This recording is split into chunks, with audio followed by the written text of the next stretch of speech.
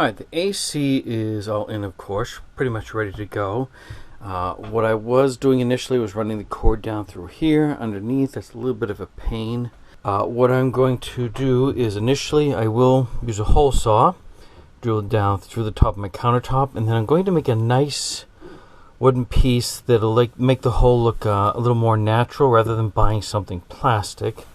And that way this cord will definitely be in a better location. It will not be blocking the door, so I'm going to drill that through. The reason I'm going down through the top, I don't want to come up from underneath because it's going to cause that paint to chip.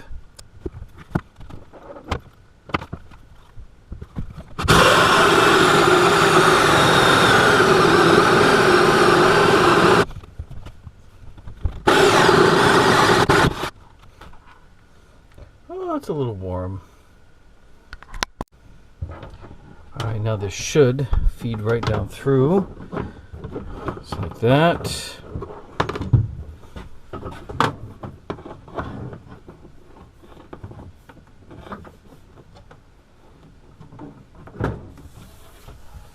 Alright, and I will shorten this cord up, and it doesn't need to be this whole